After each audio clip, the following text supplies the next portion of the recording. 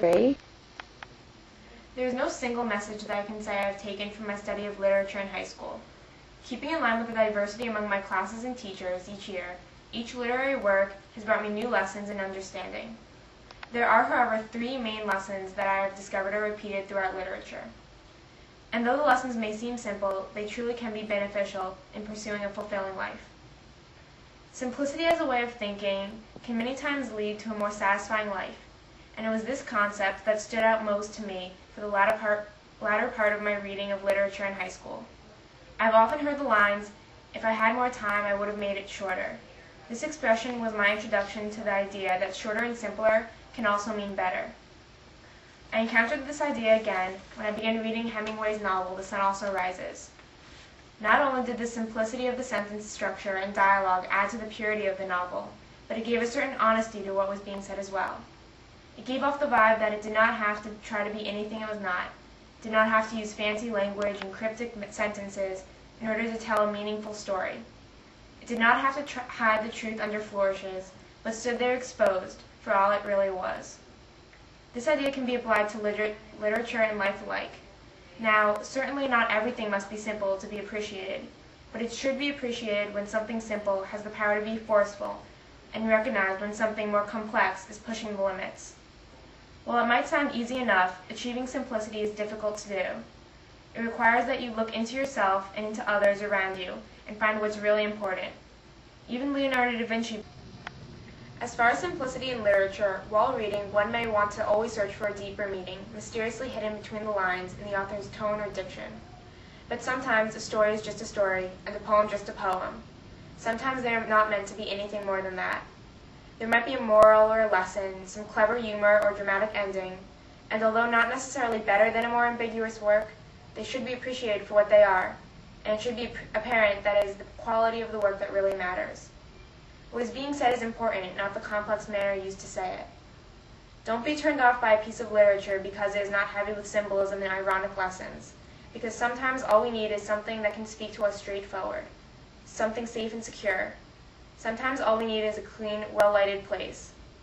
A person must not only take notice of the simpler joys in life, but he must realize what he can realistically expect of himself and of the world as well. This lesson of the ideal versus reality is one that has seemed to shadow me throughout my high school reading, though the first time I actually stopped to think about it was while reading John Keats' Ode on a Grecian Urn. Looking back, my copy of the poem was covered in my own thoughts and written notes because I thought that what Keats was saying was so important as he spoke about the ideal state of bliss that, in reality, can never truly be attained. Though definitely not written in the simple style I was speaking of, the poem captures the essence of simplicity in its message, speaking of the beauty exhibited in the unattainable ideal with which reality can never quite match up. We have to be able to recognize what our individual realities are and how far our minds should sensibly reach. I'm not against dreaming and setting goals because these actions are what get many people through life, but it is important to understand that these goals should be passionate and realistically attainable, ones worth spending our lives working towards. Charles Dickens tries to get this point across through Pip in Great Expectations. While trying to be a person he is not and disregarding the only family he has, Pip loses all he ever has in the pursuit of Estella's love. It is bad enough that for years Pip cannot see that a life with Estella will not make him happy, but what is worse is that he has not realized the value of what he is leaving behind, the value of what was once his reality.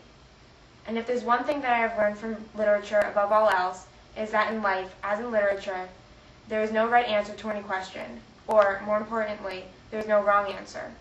There is no one way to interpret what life brings, because to each person it presents something different.